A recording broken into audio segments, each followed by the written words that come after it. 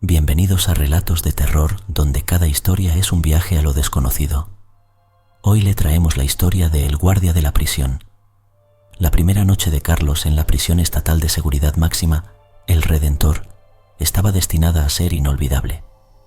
Recién graduado de la academia con honores, su entusiasmo inicial se había visto ligeramente empañado por el destino de su primera asignación, la guardia nocturna.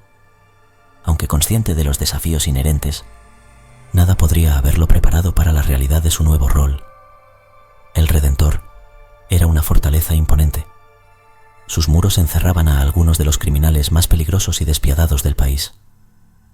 Pero más allá de la amenaza tangible de violencia, rumores de una naturaleza más espectral habían comenzado a filtrarse entre los pasillos y celdas del complejo. Al llegar, la bienvenida de Carlos fue una mezcla de burlas amistosas y advertencias sombrías de sus nuevos compañeros. «Prepárate para los gritos de medianoche, novato», le advirtió uno con una sonrisa que no alcanzaba a ocultar completamente su nerviosismo. Otro comentó, más serio: «No es solo el aislamiento lo que te vuelve loco aquí, son las cosas que no puedes explicar». Carlos, intentando mantener una actitud profesional, asintió, atribuyendo las historias a intentos de asustar al nuevo. Su tarea era simple: realizar rondas regulares, mantener el orden y reportar cualquier irregularidad. Sin embargo, conforme la noche avanzaba, Carlos comenzó a sentir el peso de la atmósfera opresiva que envolvía El Redentor.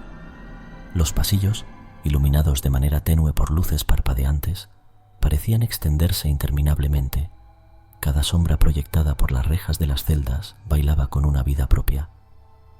Fue entonces cuando los escuchó por primera vez, los sonidos que habían alimentado los rumores y las advertencias de sus compañeros. Gritos desgarradores que parecían surgir de las propias paredes, seguidos de llantos bajos y lamentos que resonaban en el silencio de la prisión. Carlos, con su linterna temblorosa en mano, se detuvo, intentando discernir la fuente de los sonidos.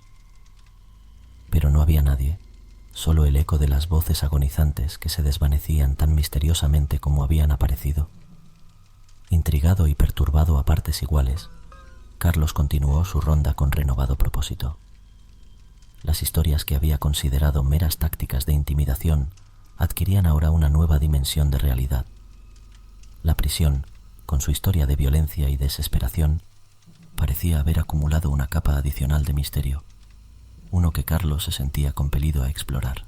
La noche avanzaba y con cada paso la determinación de Carlos se fortalecía. No solo enfrentaría los desafíos de su nuevo trabajo, también se adentraría en el corazón de los secretos que El Redentor guardaba celosamente. La guardia nocturna, pensó, podría no ser tan solitaria después de todo. Con la llegada de su segunda noche en El Redentor, Carlos sintió una mezcla de anticipación y una inquietud sutil que se arrastraba por su espina dorsal. La experiencia de su primera guardia nocturna había dejado una huella indeleble, transformando su percepción de la prisión de un mero lugar de reclusión a un laberinto de misterios por descubrir. Los gritos y llantos que había escuchado no eran simples trucos de su imaginación o bromas pesadas de sus compañeros. Eran manifestaciones de algo profundamente arraigado en los cimientos mismos de la prisión.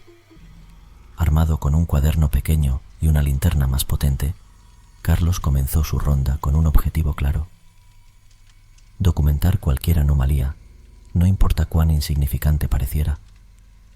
Su mente racional buscaba explicaciones lógicas: corrientes de aire causando sonidos extraños, tuberías viejas, quizás incluso algún recluso provocando disturbios. Sin embargo, la realidad pronto se encargaría de desafiar cualquier teoría convencional. A medida que la medianoche se acercaba, los sonidos comenzaron de nuevo. Primero, un susurro apenas audible, como una conversación susurrada entre sombras. Luego, los gritos, llenos de desesperación y terror, resonando a través de los pasillos vacíos. Carlos, siguiendo los sonidos, se encontró una y otra vez ante celdas vacías o reclusos profundamente dormidos, inconscientes de los clamores que llenaban la noche. Fue entonces cuando notó un patrón. Los fenómenos parecían concentrarse alrededor de una sección particular de la prisión, un ala antigua que albergaba a los reclusos más problemáticos y aislados. Y en el corazón de esta ala, la celda de un prisionero en particular llamaba la atención, la de Esteban Morales, un hombre de mediana edad, cuya presencia en la prisión estaba envuelta en rumores y misterio. Esteban era un recluso atípico.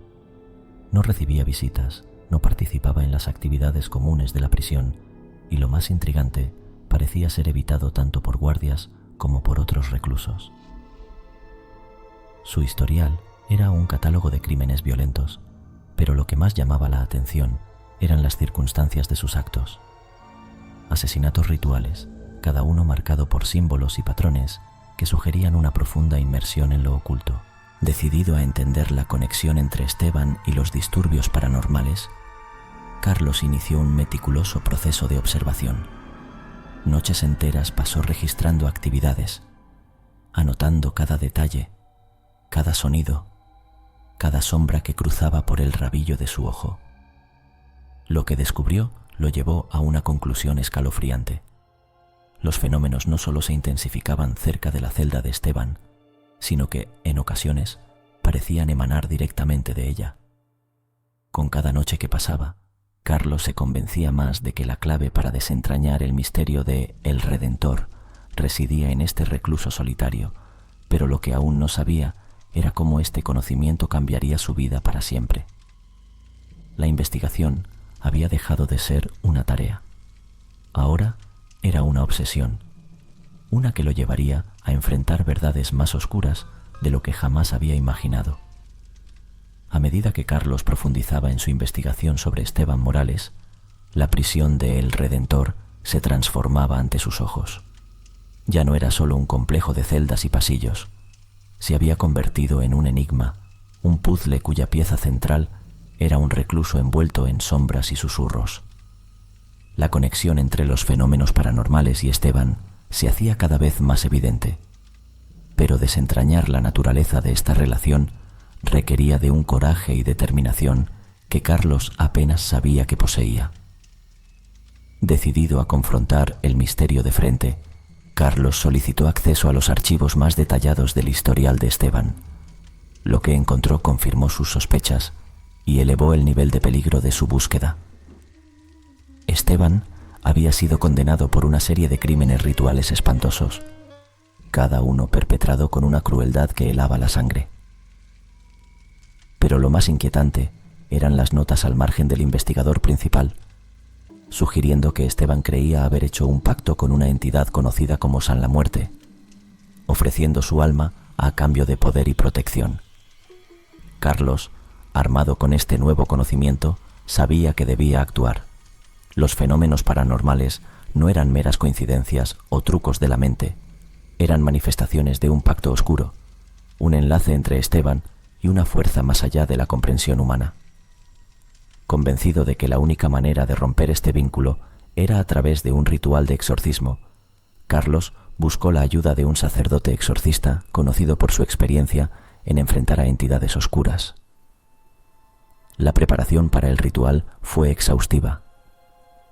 El sacerdote, un hombre de mediana edad con una mirada que revelaba su familiaridad con el mal en todas sus formas, instruyó a Carlos sobre la seriedad de lo que estaban a punto de enfrentar. La noche elegida para el ritual, la prisión parecía retener la respiración, como si las sombras mismas anticiparan el enfrentamiento que se avecinaba. Sin embargo, el destino intervendría de una manera que Carlos nunca podría haber anticipado. La noche anterior al ritual, un grito desgarrador cortó el silencio de El Redentor. Carlos, junto con otros guardias, corrió hacia la fuente del alboroto, llegando a la celda de Esteban para encontrar una escena que marcaría sus almas para siempre. Esteban yacía en el suelo de su celda, su vida extinguida por su propia mano. En la pared, escritas con sangre en una caligrafía torcida, las palabras «Yo le pertenezco a San la Muerte» y a nadie más ofrecían un testimonio macabro de su última declaración al mundo. La muerte de Esteban Morales cerró un capítulo en la historia de El Redentor, pero abrió otro lleno de preguntas y misterios sin resolver. Carlos, A pesar del horror y el dolor que esta experiencia le había causado, sabía que su búsqueda del conocimiento y la verdad apenas comenzaba.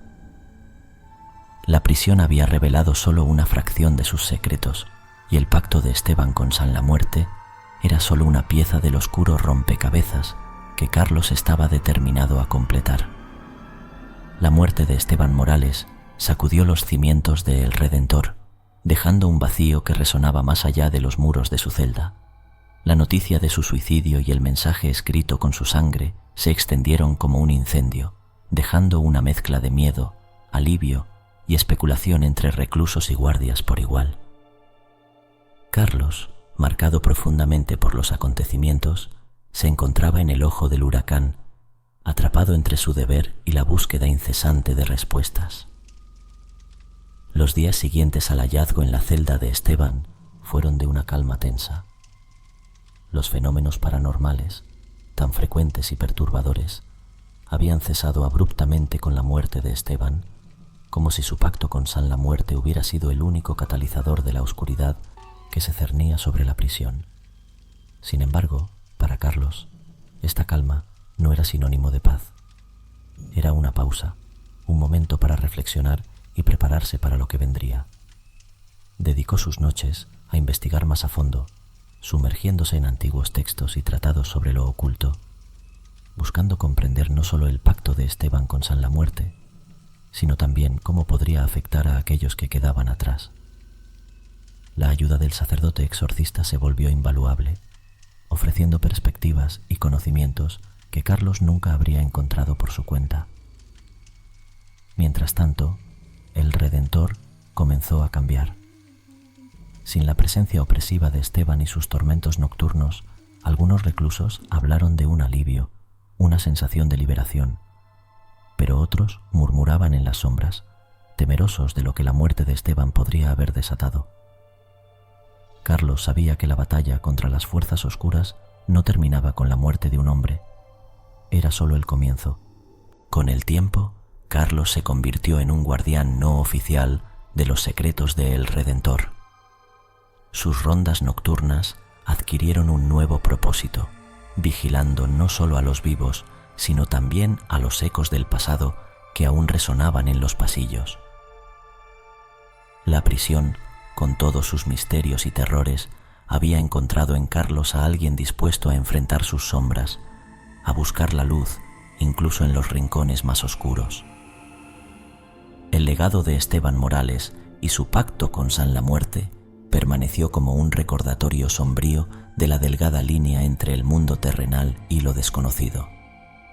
Carlos, a través de su valentía y determinación, había logrado cerrar un capítulo oscuro en la historia de la prisión, pero sabía que el libro nunca se cerraría completamente. Las sombras de El Redentor contenían historias aún por contar, secretos esperando ser descubiertos, y Carlos estaba allí, listo para escuchar, aprender y proteger. Así, la historia de Carlos en El Redentor termina no con un final, sino con la promesa de más misterios por resolver, de batallas por librar contra las sombras.